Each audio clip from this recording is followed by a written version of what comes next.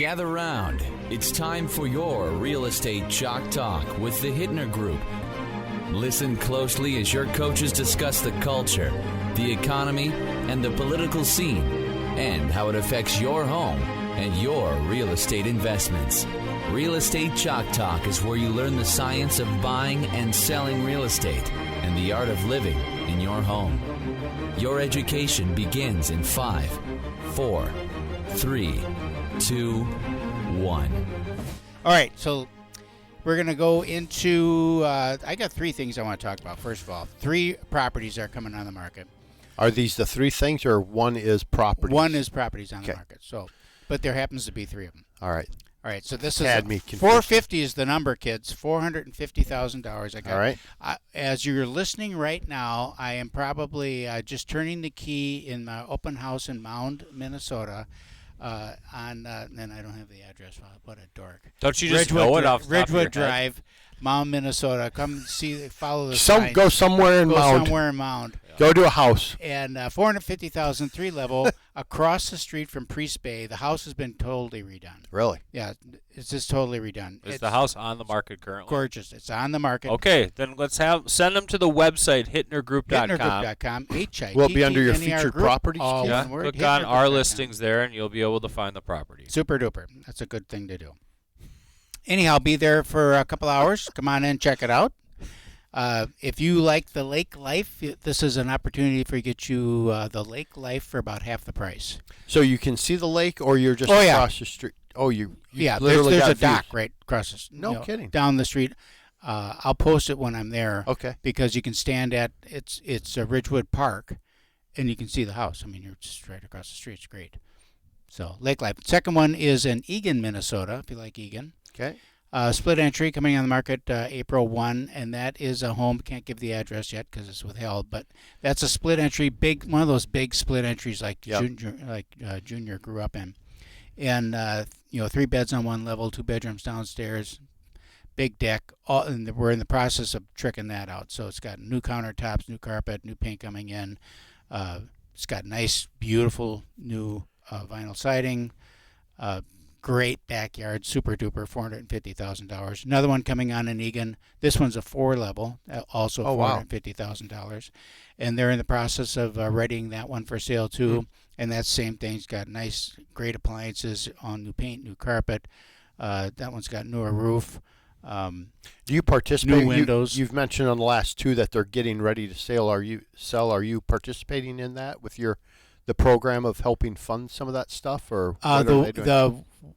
No, not on any of so these. These are people just kind of doing their thing, right? But we coach them through. Yep. I just was going back and forth with one yesterday. She shot me a picture of a window and said, should I replace this window? It's got a little bullet, like a pee hole in it. And it's like, BB hit it, or yeah, what? something. Little, looks like somebody shot a BB gun. Little rock off the lawnmower. Something. Oh, so it's like, it's just a matter of time before that clouds up. Any inspector is going to see that and call it, so you might as well just do it. It was $350 to change out that glass. Program that we use for folks to get their house ready for sale Yeah. is pretty great. So if you're listening and you're thinking about getting your house ready for sale and you don't have the cash on hand, then we have a program that we can tap into, and we use some dollars within the transaction to front the money essentially for you to do the work. I have a house that's coming on the market in Lakeville, and there they had a little bit of an insurance issue. They didn't have enough funds, and so we tapped into that program that we used. Spent about $20,000 on the house. Oh, wow. Okay. And so we fronted the $20,000 in order to put in carpet, replace some baseboard, paint the whole property. Wow. So we did the kind of preparation that you want to get done on a listing to get it on the market. And so that's a great program. If you don't have the money sitting around to do some of those things, then we can help with that. You can call us anytime, 612-627-8000. It's certainly that time of year. We're seeing properties come on the market. Between now and June is going to be the busiest time of year for new listings coming on the market. Seniors got a few coming on. Great house in Lakeville. We've seen some neighbors' homes sell in this neighborhood, so we're getting this one on the market. Big Rambler, 33 or 3,500 square feet, 3 beds on the main, all living facilities on the main, so works for families, works for retirees, works for single people if you want a bigger home. That's a nice place. That's $499 in Lakeville. So I'm out shopping around quite a bit right now with people, running into multiple offer situations again. What price range are you running into multiples? I'm seeing really anything around median sales price, lower than median sales price if you're looking at townhouses. So high twos, low threes, townhouses are flying off the shelf. A lot of competition.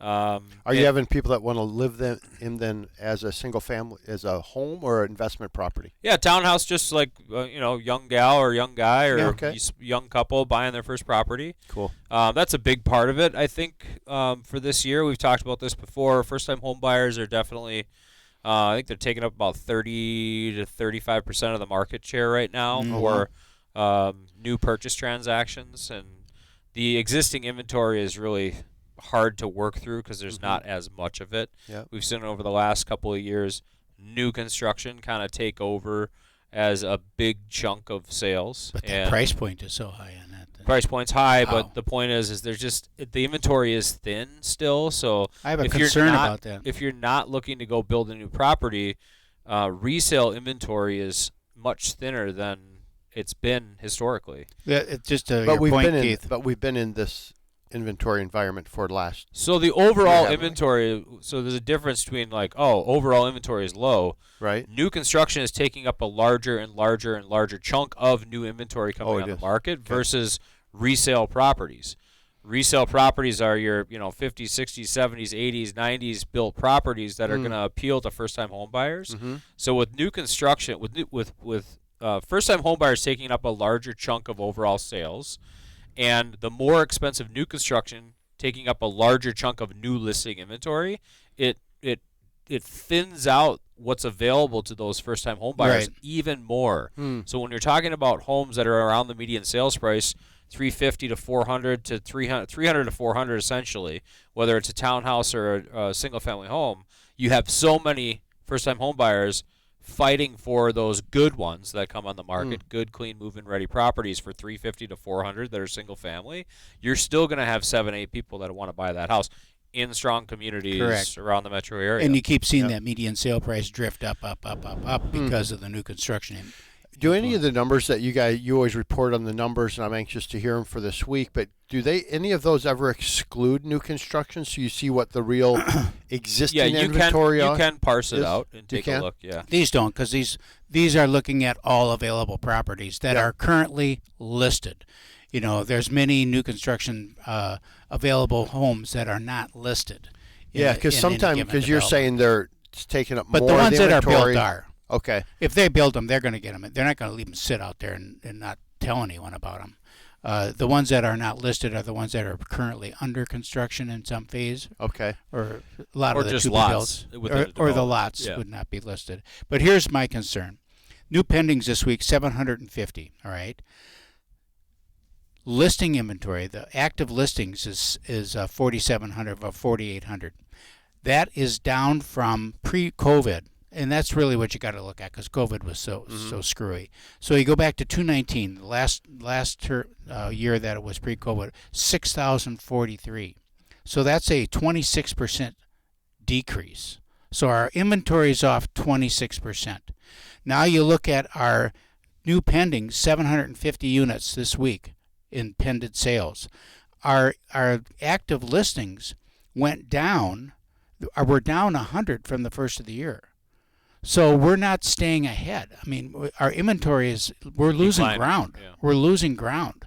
So as the market heats up, now we've got good activity coming on the market. The coming soons are about 7% or 7 point some percent up a little bit from last week. So you've got a lot of stuff in the pipe coming soon. But when you've got this activity like we have, now we're sitting on not finally, but we're actually sitting on a couple years of pent-up demand where people have kind of delayed because of the interest rate environment or they're locked into their current mortgage or whatever it is. At some point, those people who have said, well, maybe next year has come. And so they're coming back into the market, and that's why we're having this good activity in the market. Considering the inventory level, I think we're going to be scraping the bottom of the barrel come about the end of June or in terms of the end of May, in terms of availability, what's available, which is going to put even more pressure on properties. The builder, D.R. Horton, said that they're back to doing to-be-builts now. I mean, for a couple of years, they weren't doing any to-be-builts. They were just building them. Well, they're not now. They're doing to-be-builts again. And a couple of other big builders are saying, okay, we're back. Come on in, take your order. We got M&I. We got a couple of them going there. They're all being built. They have no inventory in the development. Right. Yeah. Well, we got a nice dumping of snow here to get a taste of winter for and that'll for the put season, a slowdown on things for the a week. season. But spring real estate market certainly is swinging. So give us a call, 612-627-8000. That number again is 612-627-8000. Or log on to our website as always, hittnergroup.com. Hey, welcome back. Thanks for staying with us. We're speaking with Kim Prchal.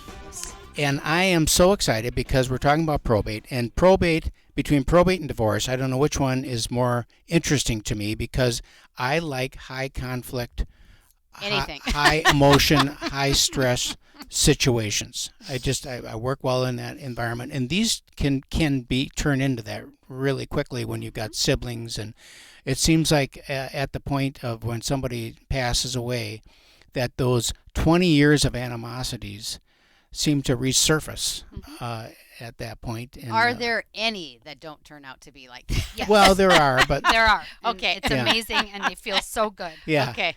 So when we went out to break, we were talking about the process. Yes. And I asked the question of who determines, like, who's the personal rep and who's the executor? How is all that determined? Okay, so let's go back one step. So first of all, the number one misconception I deal with in probate is people think if I have a will, it controls everything I own.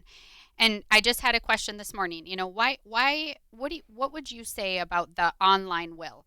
The online will itself may be just fine, but you have no idea. You're not getting the advice about what it actually controls. Which of your assets is going to be governed by this will? And in Minnesota, that's only two categories.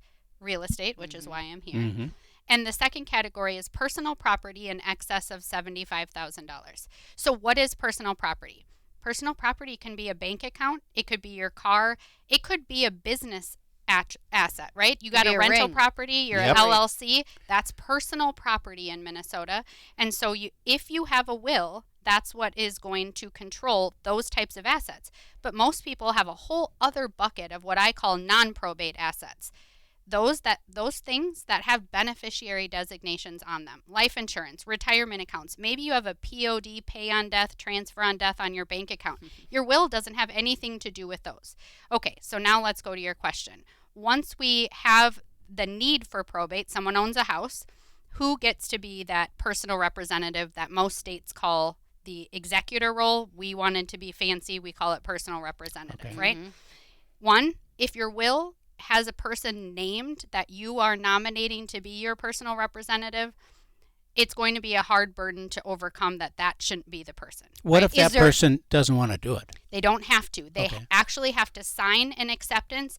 In this state, you cannot force anyone to do that. Okay. Right? So sometimes a will name someone because it's 30 years old and it was, someone's sister and now she has, three 40-year-old kids, right? Well, if the sister's deceased, she obviously can't act. And now the court's going to be looking for the next person. We have a whole statute that deals with priority as to who can serve as personal representative. And her adult children are going to fall into the first place category. Can you ever have two? Yes. Set up right from the get-go? Yes. Used with caution. Just because you can doesn't mean you should. That's right. Okay? Exactly. So think about it. What I always tell people, sure, you can name both your kids, and if they can't agree on everything, then you might as well not have named either one of them. Yes, right. Okay. Right. So I just went through this with a friend, and this probably happens a lot. Mixed, second marriages for both of them. They each have kids, and he wants his kids, she wants her kids. They're at different levels, blah blah blah, and I just told her, I said, sweetie, don't do it. Don't have it be any of the kids. They're still in their early 20s, number one. Yes. Number two, you don't need this to create an issue with you guys right now while you're alive. Correct. Right? So pick somebody that you trust, that doesn't have to be a family member, blah blah blah. So about a week later she came back and she said, well, we talked about it, and we want to name you. Oh, I was like, okay, well, that was that's not what I had in mind. That's not what I had in mind. But okay, right? Just because you need that neutral party. You really do. And some people will say, well, I'll choose one person from this side of the family and one person from this side of the family. And it's always, do they get along? Do they hang out? Or is the only time they see each other at your house once a year for Christmas? Probably not a good situation. Funerals and weddings. We have companies all over Minnesota that's what they do. They're neutral people that have no relation to anyone. And if they're lucky enough to have a friend like you to take the role, and you want to do that, then it all can work better than choosing one from one side of the family. So there's companies that do that? Yes, there's fiduciary companies out there that they serve as people's personal representatives, trustees, guardians, healthcare agents, etc. I'm on it. Let me do it. There's one right here in Eagan. Yeah. So let me ask you this. Now, you have grandma passed away, and she had a collection of this, that, and the other thing. She wasn't rich. She had the house was paid for, and but a lot of like knickknacks and stuff, and some good, some not so good. Antiques, maybe. And the family comes in after the funeral, and it's like shopping at a discount store. I mean, they're in there just raiding the place. Yeah. What does a personal rep now, the executor, what responsibility does he have to maintain the integrity and protect those assets from being basically stolen from the estate? So, first problem is that you can't get a personal representative appointed overnight. Right. One of the things you'll hear from me probably repeatedly today is probate takes a while, right? So, I mean, certain counties it can get, you could have a personal representative maybe appointed in a month to 2. Other counties, it could take 3 months.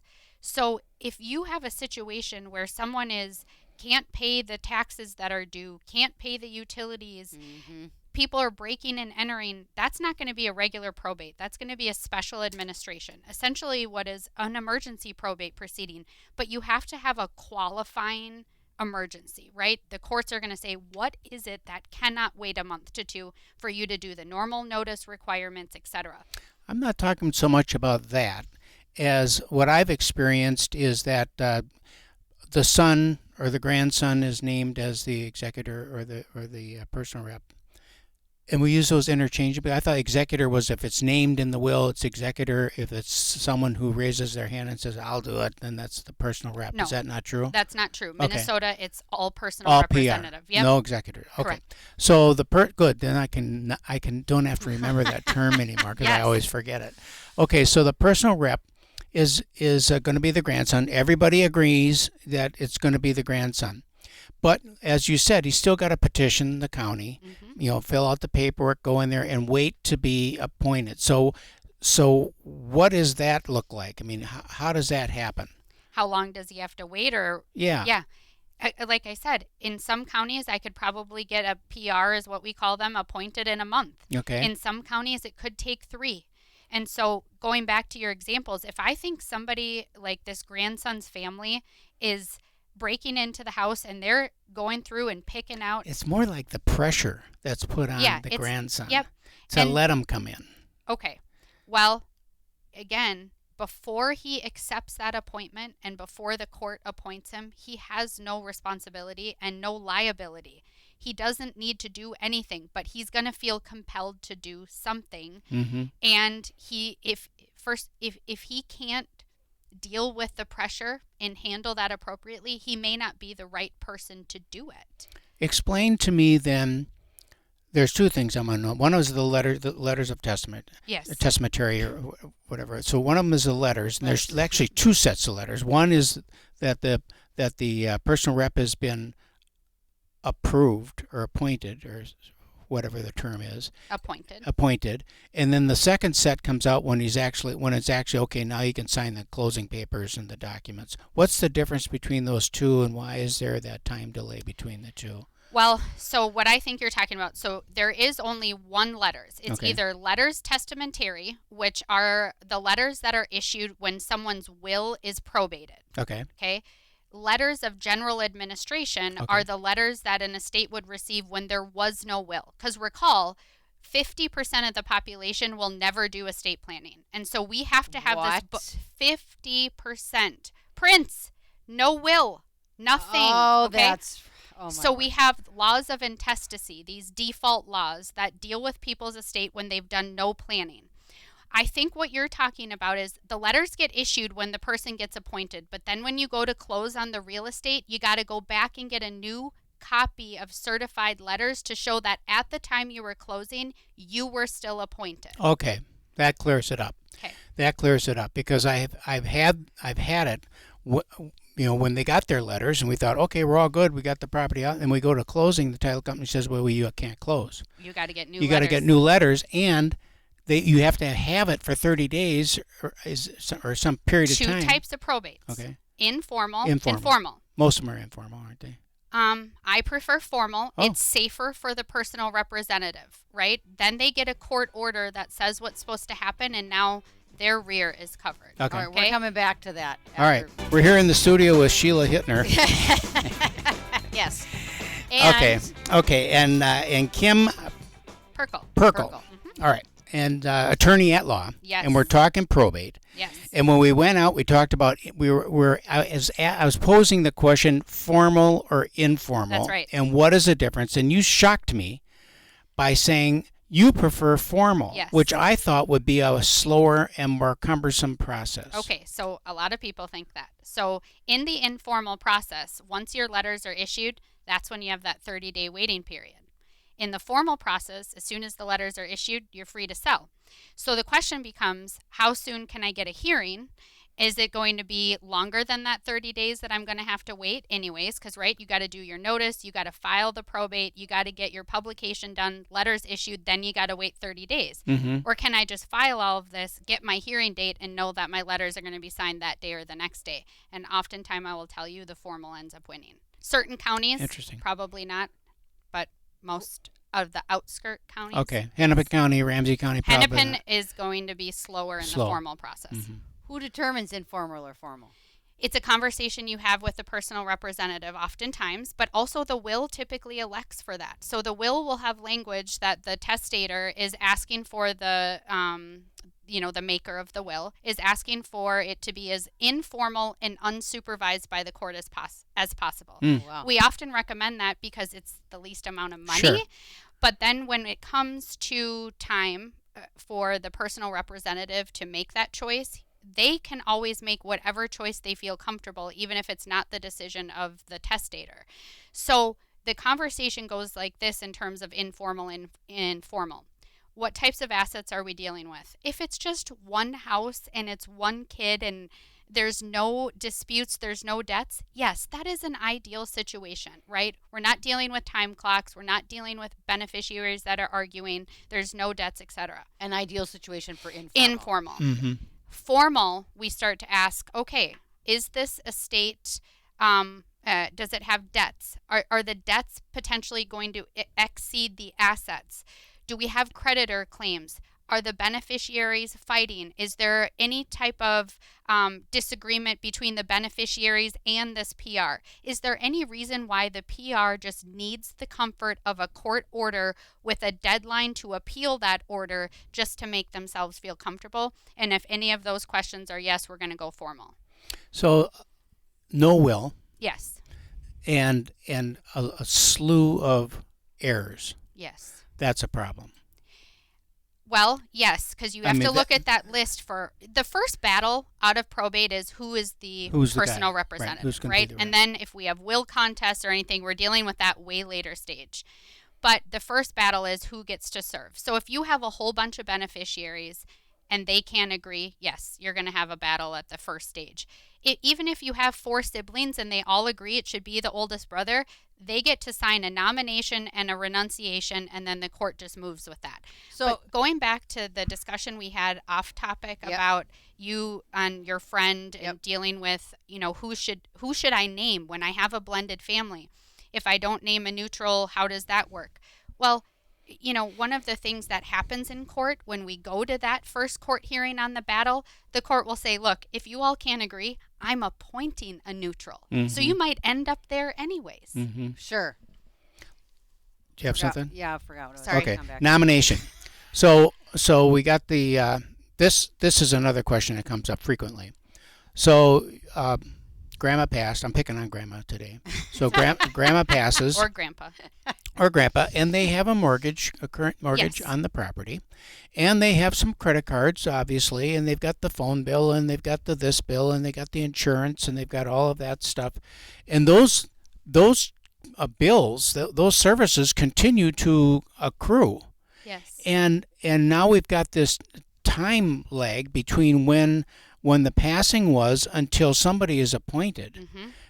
And I know that there's should give notifications to these companies so that many times the credit card companies will just stop it. We'll just wait then until you settle and all that stuff. But at that point, no one even has authorization to do any of that. That's right. So what would you recommend that they do? Just nothing and wait, or what? It's case by case. So if I have someone come in, their parents died, they're very familiar with the house, they're familiar with the bills, they have the resources to continue those on. I say, hey, it's not a bad idea to just pay the taxes, pay the utilities, because otherwise you're going to have to deal with contesting all these late fees later, and who wants that hassle? Pay them from the their decedent's? personal assets. Right? Right? From whose Because personal assets? their own. The Whoever is trying to take control of the reins and is going to eventually be the administrator of our estate. Whoever's coming to see me, I always you get guard that back? against that. yes. Yeah, you can get it back. Okay. Well, so then how did we do my dad's? Because I had, so I had to pay like the Discover bill, and I had to pay the utilities to keep it going, and we had one of his retirement funds or something where the Edward Jones, where we had them split that into the 7. That's a whole different. But then had conversation. them sign the check back to me to be able to pay the bills. But when did we do that? That was long down the road. You were already appointed. We had a checking account set up in the estate's name and all that stuff. Right. But So the interim, the gas bill. Yeah. You don't want them to shut the gas off. The gas bill, the electric bill, the things like that. But now, what if somebody can't? Yeah. Yeah, right. What if somebody What if doesn't have the they ability? come in and they're like, I'm named here, but I cannot have the float money. this Right. house, right? Well, that is an emergency, Okay. right? There could be dissipation and loss of assets if I don't take immediate action to secure this estate. There, you get a special administrator appointed way quicker than a personal representative, and now they can start accessing those bank accounts to pay these debts. All right. So then I'm going to go down a couple different places here. One of them is, with that in mind, you need to set up an account in the estate's name, correct? The personal representative will do that, correct? And then the estate has a tax ID now. That is correct. So that all takes time, and you got to go to the bank, and you got to turn all, and that can't happen until they've been appointed. That's right. Otherwise, nobody talks to anyone. And then I have people always saying that, we can just do it ourselves because the forms are right online at the state, and we just get the forms and do it ourselves. And I'm not saying that they've never gone smoothly, but it's rare. And it's the case where it's a single person died and they've got essentially the house. Very simple estate. Yes. But if there's any other kind of an estate, it seems like it's so complicated that who would even want to do that? Well, it's one of the reasons people start thinking, is there a way to avoid probate? Mm-hmm. Right? Because we've just named a multitude of factors. The waiting game. The cost, we haven't even talked about that, right? Most people can't do this on their own. They need to hire me. Right. They need to hire someone to help them. That costs money. So then they start asking themselves, well, does my family have to go through this probate process, or are there other ways to avoid that? And we're lucky in Minnesota there are. What about when there are assets involved that there's unknown value? So, Grandpa has this car a couple of cars in the garage that, he loved those cars. He's had them ever since he was a kid. And they're just like brand new off the showroom floor. I don't know how we got to Grandpa from Grandma, but okay. The grandson would sure like those cars. And so let's just, he needs a car. Is that, you don't know, that car could be worth $100,000. What's the evaluation process? Or like jewelry or artwork or something like that? Is there a formal valuation process that needs to be conducted, or are they free just to kind of say, yep, let Grandpa Jr. take it? Not free, but they must act in good faith as a reasonable and ordinary person would, and use commercial reasonable standards to value property. If someone's asking me, and it's the same answer that applies to real estate. So the question is am I required as the personal representative to get my real estate appraised before I sell it? No, right?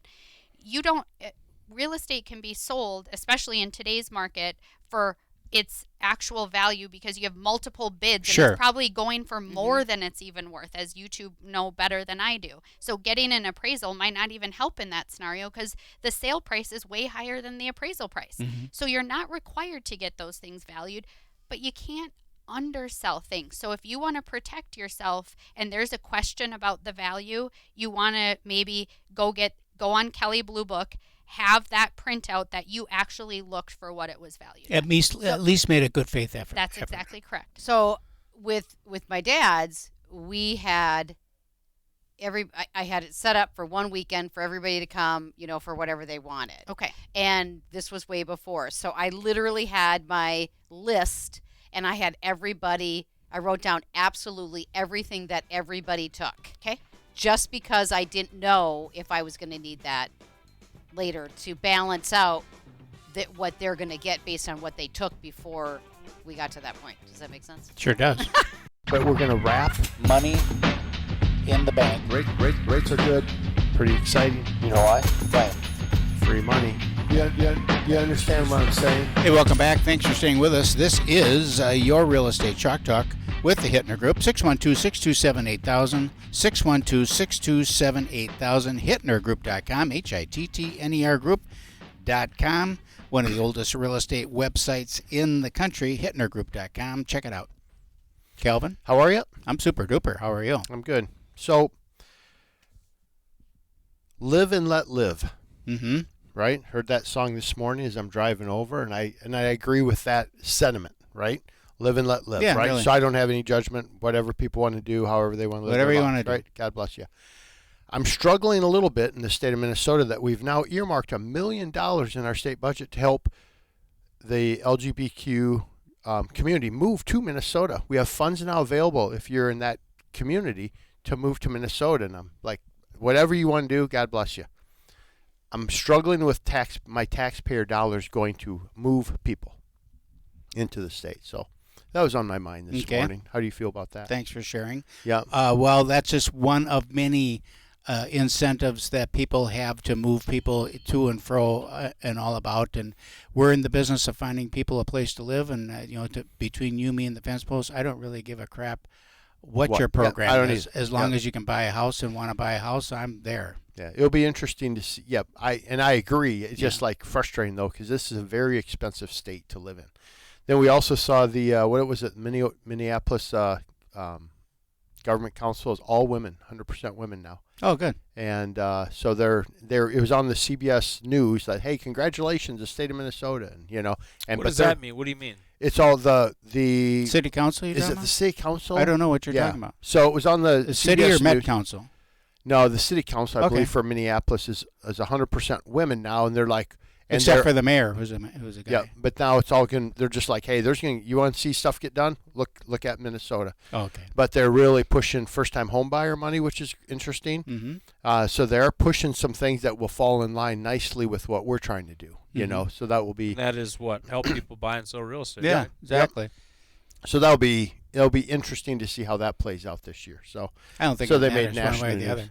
I don't either. I just thought it was an interesting national news story. The other was it St. Paul? Was it St. Paul? Awesome. What's Thank interesting to me is that it's news. because to me it's like, who cares? Who cares? Who well, really it's the cares? first time that's been 100%. Who Yeah, cares? I know. I mean, what difference does it make? So That's who got elected. I know. Interesting. Here's another headline for this week, right? Okay.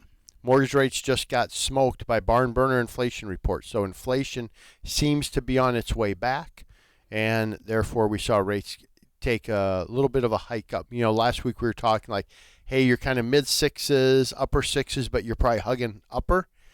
You're now at upper sixes, and you're probably hugging 7. You're kind of in that range. Now, if you're paying a discount point, which quite honestly, the majority of deals now have a point on them, like a 1%. We used to call it an origination fee. We call it a discount point, whatever. That can still get you down in that mid to upper 6 range for 30-year fixed money. But that's kind of the area that we are right now. So, what I don't like about that? What don't you like? The problem I have about it is it the dishonesty of the reports. Because if you, for just a real guy living his life, out in the burbs, I go to the gas station, I'm paying 30% more for gas than I did 3 years ago. I go to the grocery store, my groceries are 30% more than they were 3 years ago. No matter where you go, your taxes are higher than they everything were. is 30% more than it is 3 years ago. And then they come out with, okay, it's 0.4% now, and they were hoping for 0.3. It's such like BS. It's like, what happened to the 30%? We just not talking about that anymore? Or? Yep. No, I know. There's a lot of dishonesty. And then you'll see a revision report, right? That we talked about last week as well. Right. A lot of times you see a revision report the month or week following on these reports. But, So how's that impacting then interest rates and what's going on there? Well, it's just rates are up, right? So we're hugging 7% again. And we really got to stay at that mid-6s. I feel like we got to stay in that mid-6, low-6, So if a customer is coming in, Calvin, and they've got a 720 credit score. Yep. And you tell them rates are your rate is 7%. What's it take to get them to 6.5? Probably a point and a half. Okay, so 1% of their mortgage balance or purchase price. No, of the loan amount. Okay, so 1% of the loan amount. So if they're buying a $650,000 house and they're putting 20% down. Yep. Then it's going to cost them what? $4,500 because the loan amount would be about $450. Okay. So for $4,500 you get 6.5%. Yeah. Does that make sense money wise? I did one yesterday, interestingly enough, and it took on that exact scenario or a very similar scenario. It was a half point, and it took them like 6.1 or 6.2 years to recover that money. So it's a matter of, are you going to stay there long term? Yeah, can you refinance within that time period? Yeah, or do you hold on to your money and know that rates will eventually go down? But we've been saying rates are coming down for a long time. So, well, but it's so it seems to me that you've got a pretty good shot that sometime within that 6-year window, rates are going to come down, so you can do a refi. And then what's the cost of the refi? Well, no lender fees, no appraisal fees, so maybe a point and a half to, because so it's going to cost you $4,500 to refi. It'd be about $9,000. Yeah, because you still have the closing costs. Buy the rate down and then refinance later. You're dropping $9,000. Probably. Yeah. Right. Yeah. So you're better off just to take a little higher bit higher rate and then do the refi. You're still spending your $4,500. So it's like either way, kind of a wash. You lose it no matter what. Well, I think the good thing is you have the conversation. You show people options, right? Yeah. So we have kind of a fun worksheet that just shows shows them 4 different options, and we can run every scenario known to mankind quickly, which is fun, so they can at least see. But at the end of the day, rates are up a little bit. Applications though are also. They say they're cooling off. They say mortgage applications stall on higher rates, but we haven't seen it here in our local. Our branch, we're really busy right now, which is great. Every deal seems to be pretty tough though. It doesn't seem like you have those layup. You know how you a layup deal? Wow. You don't see a lot of layup deals anymore, man. Couple 2-3 years of pretty a lot of layups. Cake environment. Yeah. So now every deal has some hair on it, which. Quite honestly, is okay. It's interesting, but we're busy, so I haven't seen it slow up at all. I think rates have been volatile, over the last few months to a half point or so, right? Mm-hmm. So, and the trend has still kind of been coming down essentially since October was terrible. You know, when rates were in the 8s. Yeah, your high 7s, hugging 8. You're in the 8. I mean, that was really bad, and it was a bad time of year to be doing that. Mm-hmm. So with rates trending in the right direction as we head into spring, rates being volatile by a half point or a quarter, you know, trending up a little bit, it's not going to have a big impact on people shopping because they've gotten their pre-approvals, and you know, we're out looking at properties and trying to get deals done. Right. And, you know, moving the closing date out 45 days to 60, I think is prudent right now because you don't know where the rate environment is. So if you, of course, are comfortable with your rate, lock your rate the whole bit. Yeah. But rates are volatile enough that you can pick up a half a point. Somewhere along the line. Yeah, just watch. And with the trend being where it's at, you know, we're not going to see, hopefully, fingers crossed, you know, knock on wood, that rates aren't back up into the high 7s and 8s, you know, this springtime, because that will hurt. That would hurt the spring market. Yep. No, we feel good about where rates are. And the other thing that's kind of cool right now is we're getting deals done fast. We had a new loan officer join our team again. Another one, and had a couple deals that the place he was at decided to get out of the mortgage business. And so we had 2 deals that needed to close literally that week, and we obviously couldn't close them that week, but we got them done within exactly on the 10-day mark that is required by law. So we'll be done in 10 days closing 2 deals. Do you have to get a new appraisal then, or are you able to? We transferred the appraisal, Loan Depot's really good on some of those fronts in terms of just accepting it, where in the past just like, get a new appraisal, do this. Oh, yeah, it's got to be hard to turn something in 10 days if you got to get an appraiser off the seat, go out there and. So it's kind of fun to see how quickly we can get things done too, and you know, I feel really good about the year, you know, and I see good inventory with the realtors we work with. Just like they're getting busy, like you know, there's 3 or 4 listings here, there's stuff going on. You just got to get out there and work. So what are you seeing as you're advising people right now as the keys to getting the best offer possible? I don't know exactly what you mean by that, by getting the best offer. The best offer depends on the client and what their goals are. So the best offer is a deal that you can structure that meets the client's goals. Sometimes it's price. Isn't it mostly price? No, not really? Not at all. Price is always a kind of an underlining thing. Yeah. But a lot of times it's terms, you know, extended closing dates. You know, we have one that just went on recently where they got the closing date pushed out to the end of June. I mean, because that's what was accommodating, and it worked out for both. That was more important to them than if the price was $5,000 one way or the other. Interesting. You know, so there'll be a lot of stuff going on like that, especially when you've got a situation now where rates are higher. It's harder to qualify for carrying both properties. And so sometimes you're going to have that give and take a little bit on there. Interesting. Good. Well, if you want to have a conversation, give me a call, 651-231-2500. Money talks. Money talks in those multiple offer situations. Yeah, I agree. That's it for this week. Log on to our website, hittnergroup.com, HITTNER group.com. See you next week.